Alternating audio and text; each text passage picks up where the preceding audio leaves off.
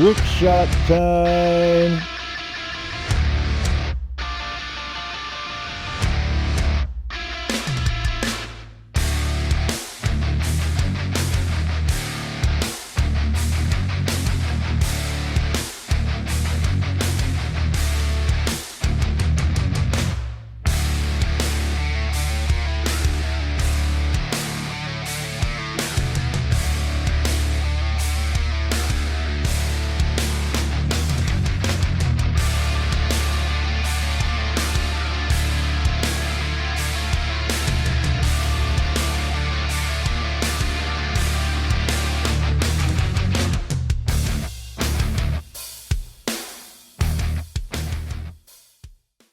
Hello, welcome back to the channel.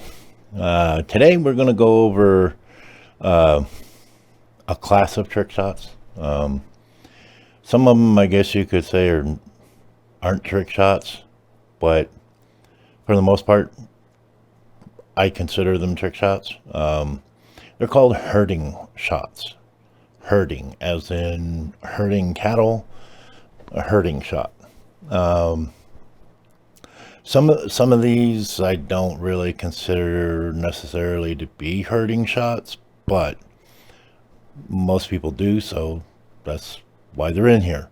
But anyway, some of these you can see on Dr. Dave's YouTube channel. He goes over them pretty decently. However, to me, I also find certain other things to be herd shots, and I'll show you an example of that a little bit later. Unfortunately, I wasn't cognizant of the camera when I did the shot because I was actually in the middle of practicing and shooting a game. So I was more focused on shooting than I was on the fact that the camera was running. But I'll still show you that shot, show you what happens in the shot, and then let that play out for you so you can see the final result on it a little bit later. But for now, and that's actually a shot that I truly do consider to be a herding shot. But for now, we'll go over some of these more basic ones, ones that you can find on Dr. Dave's channel. I believe also FX Billiards did one demonstrating a herding shot. And I want to say Big Al had a couple of videos where he's shown a herding shot or two in his videos. Essentially, herding shots come into play when you have a cluster of balls or two balls frozen together, and it doesn't look like there's a possible shot there. However, you can actually, using different types of spin, different contact points on the balls, actually create and make a shot out of something that it looks like there's no shot. So essentially you're forcing a ball to go in a direction that it wouldn't normally naturally go. So that's kind of why the term herding gets put onto it. But later, I'll show you what I consider to be a herding shot. And I already told you about that one, but I'll show that to you later. Anyway, let's get on with this. We'll start with a simple one that uses a draw stroke to do it. On Dr. Dave's channel, he uses just straight draw for his shot, but I found on this particular table, with the conditions there, I found that modifying the shot just a little bit became beneficial and made it more possible to make. So what we have here is herding with a draw shot, where you're going to make the two ball in the lower right corner.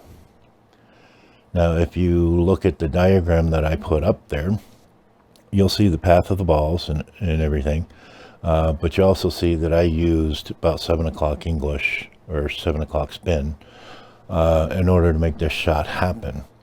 So just so you can see that again, all right, these are just barely off the rail, not quite frozen to the rail, but just barely off the rail.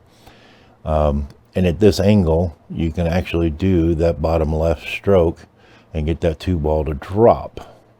But you are also hitting the 2-ball slightly off center, favoring to the right. And this is the end result for you.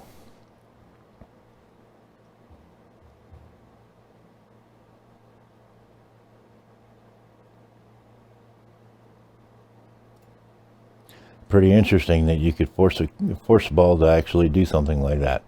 Most people will look at that shot and think that, you know, no, there's no way of making a shot out of that. But it is quite possible to do. And here's another one, slightly different use of English, slightly different scenario, where you actually have these 2 balls that are, again, pretty close to the rail, but not quite touching the rail. And if you check out the diagram here, you'll see that I'm using about 10:30 to 11 o'clock spin English on this. And the whole concept is that you shoot the cue ball into the right side of that, the ball closest to the center of the table, which in this case, in this video, is the 7 ball. It caroms off the 7 into the rail. The spin will carry it forward so that it makes contact with the 1 ball and drives it to the pocket. So, i.e. hurting. You'll notice that initially the 1 ball wants to hit the rail and pop out and go up table, but the cue ball, because of the top left spin, will actually work its way forward fast enough to drive that into the corner pocket. Just like that. So just so you can see that again.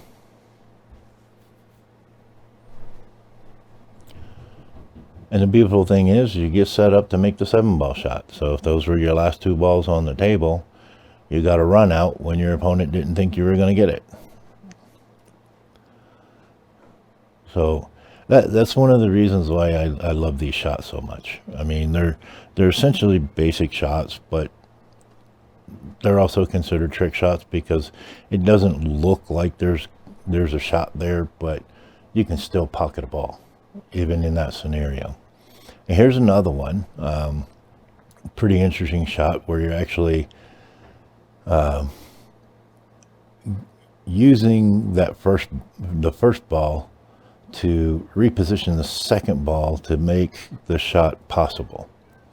So as you can see here, in this repositioning shot, right, you barely clip the 2 ball, in this case, with the 2 and the 7, which barely clip the 2 ball, which causes the 7 ball to pop out a little bit, which enables the cue ball with the top left spin to drive the 7 ball into the pocket, even though normally with any other normal shot and hitting this any other way, trying to sink the 7 ball isn't going to happen.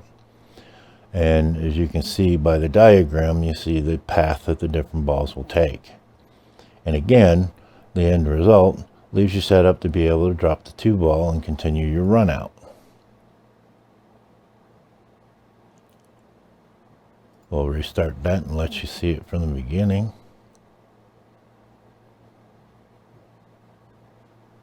There we go. Nice easy shot into the corner pocket. But again, these shots are shots that you might want to practice a few times because they are a little finicky, and you need to make sure that you do practice them before you try them in a match or in a tournament or anything else like that. Just because it's not really all that intuitive sometimes, and you'll kind of scratch your head going, how does this actually happen? But it is possible, and I'm showing you that, and I'm showing you how to hit these shots so that if they ever come up in your game, which they most likely will at some point, and I mean, I see shots like this come up in games I play all the time. So you're liable to come across this again. So if you practice these shots and practice making them, you'll have another tool in your toolbox for winning a match. So here's another one. Looks very similar, but it's also quite different. This time the balls are facing a little bit differently. And this time, instead of, just clipping the 2-ball, we're gonna actually shoot top left-hand English again to the right side of the 2-ball, driving the cue ball into the rail. Then you're gonna find that the 2-ball goes towards the rail and gets kissed a second time by the cue ball and goes into the corner pocket. So let's watch that transpire.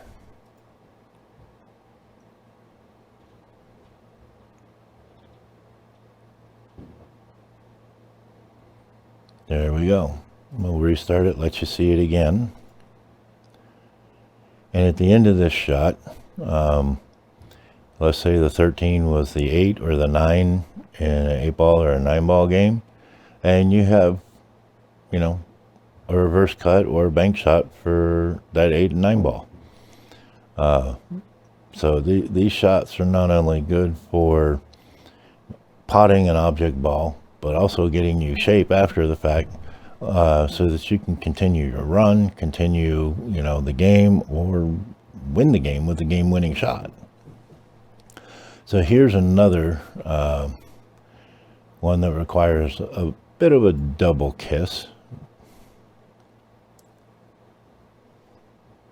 Kind of the same thing, but just on a different rail. Restart that again, let you see it again.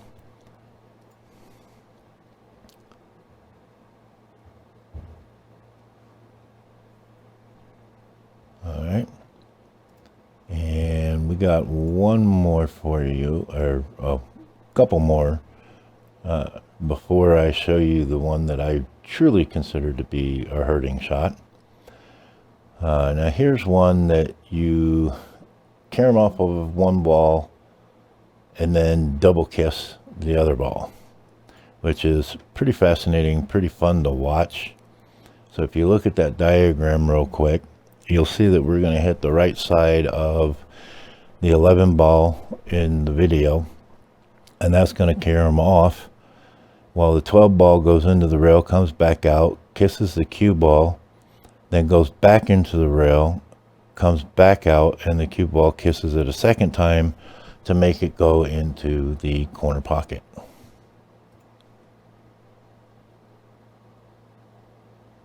Did you catch that double kiss? We'll play it again for you.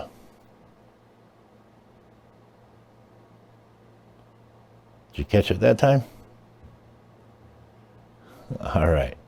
So that's a fun little shot. It looks like nothing's going to go. It looks like it'd be impossible to drop anything on that situation, but it goes, right?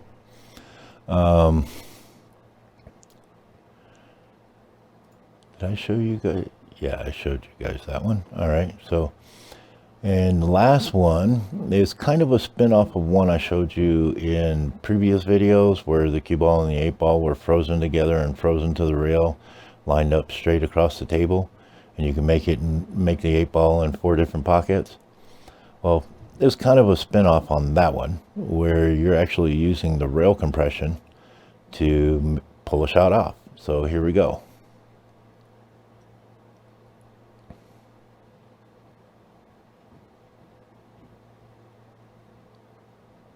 And just so that you can see that again and take a moment to look at that diagram to see how all of this plays out. All right. So what you're actually doing is you're shooting into the 11 as full as you possibly can without hitting the 14. And then the 11 compresses the rail, and when it starts to come back out, it sends the 14 towards the side, towards the corner pocket, and then the rail continues to push the 11 ball in that general direction, right?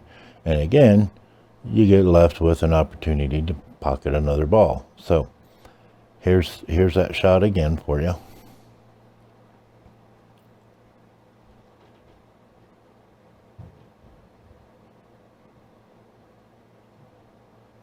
Did you catch that?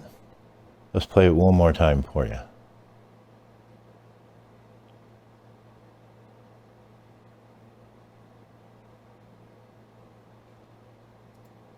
Pretty fun, huh?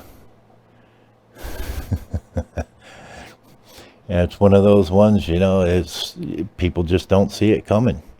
And when you've practiced them enough and you've gotten used to them, and you can pull them off, you know, people think they got you when they don't, you know, which gives you a bit of an advantage, and it's kind of a morale stealer at the same time. But it's still a lot of fun. Now, this next shot I'm going to show you is one that I personally truly consider to be a hurting shot, right? And you'll see why here in a second. Now, here is where I'm going to stop it, and I'm going to use my telestrator to demonstrate or show you guys what happens in this one. All right, so to start with, I'm going to show you where this 7 ball is going to go. And the 7 ball right here is going to go right here into this corner pocket. I'm going to use basically a masse shot or a masse stroke on the cue ball to get it to hang on just a second, let me put this in the overlay so you can see it. There we go. So there, the orange line shows you the path of the 7 ball, right?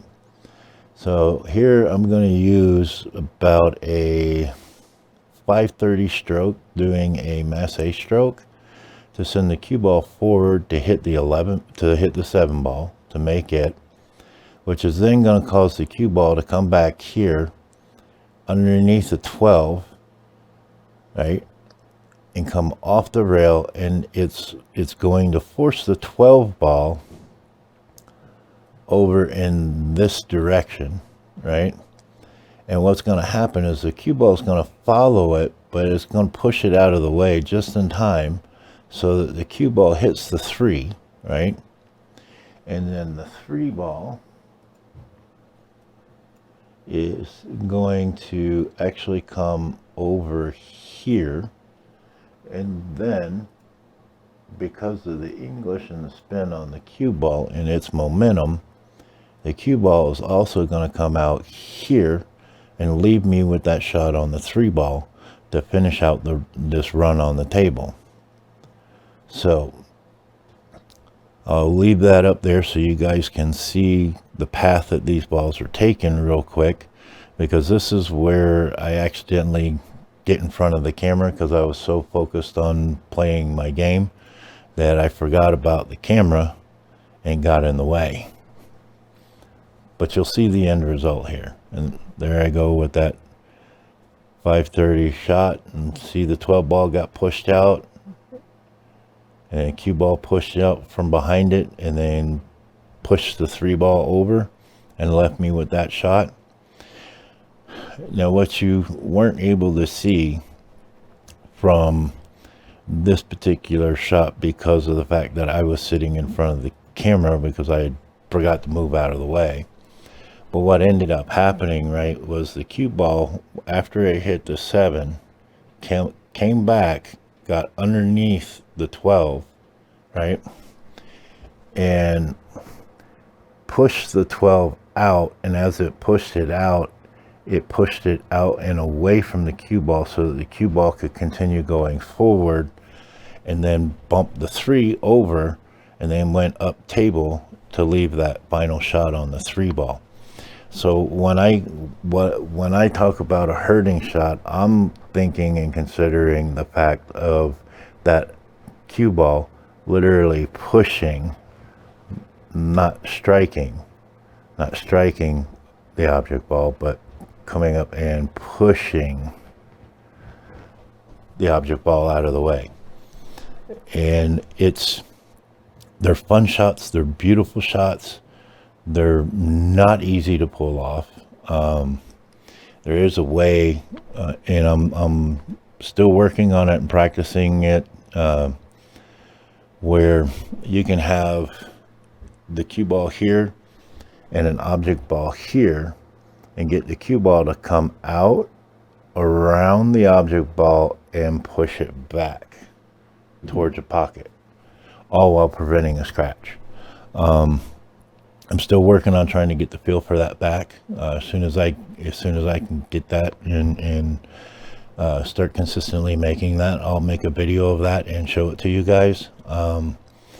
But I've seen I've seen these hurting shots used a lot. So when there's a large cluster at the center of the table, or in the rack area, or somewhere else on the table, where they'll put like an extreme draw or an extreme follow, pardon me, pocket a ball, and the cue ball goes into that stack of clustered balls and pushes its way through, opening up that cluster and making it playable after that. So that's why I wanted to show you guys these shots this week, because they are extremely helpful. They do come in handy quite often, and they're fun to do. But again, make sure that you set these up on the table, you practice them, you get comfortable with them, because trying to do these shots in a game or in a match scenario or in a tournament without having practiced them first is going to lead to some serious disappointment on your part. And it could lead to your opponent winning the game because you missed the shot. So practice them, get comfortable with them, develop the feel for them so that you can do them consistently. And then who knows where one of these may show up in the future in one of your games, and you remember these shots and you do it and you make it. Like, for example, the one that I've seen FX Billiards do. The cue ball's up by the, let me fade this over here for you so you can see what I'm talking about. I've seen FX Billiards do one where the cue ball is actually up in this area, and the two frozen balls are in this area, and he actually does the shot in such a way where you can pocket one of those balls in this corner pocket right here, and the way that they're lined up there, you could look at it and say there's no way a ball's going to go in that pocket. But with knowing these hurting shots and how to do these shots, you can actually pull that off. So hats off to FX Billiard for putting that one out. But pretty much anywhere on the table where you see something set up similar to this or similar to those kind of things, if you're mindful of your line of centers, your tangent lines, and the effects of throw, whether it be cut-induced throw or spin-induced throw on the object balls, you can actually put these together and make it happen. Coming up here in the very near future, I'm going to show you a trick shot that I came up with and that I actually named, that was inspired by an actual shot that I had in an actual league match that came up. And because I understood tangent lines and because I understood the spin-induced throw and how all that works, I saw it in game, I figured it out, I called the pocket and made the shot and went on to win the game and the match. I think next week I'll probably do that video, or sometime within the next couple of weeks I'll put that one together and show you how to perform that. It's a pretty interesting shot. You'll like it. In fact, If you go to some of my original videos on this channel, way back, like 14,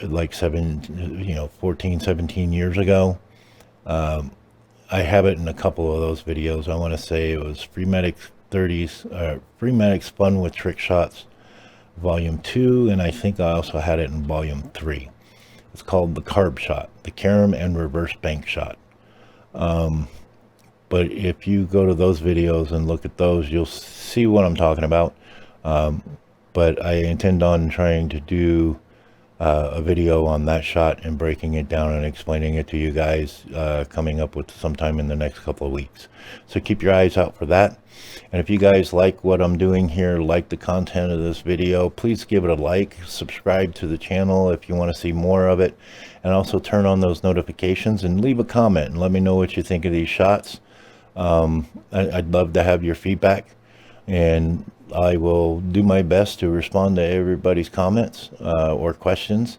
So again, like, subscribe, hit the notification bell, and leave a comment, and we'll see y'all in the coming future.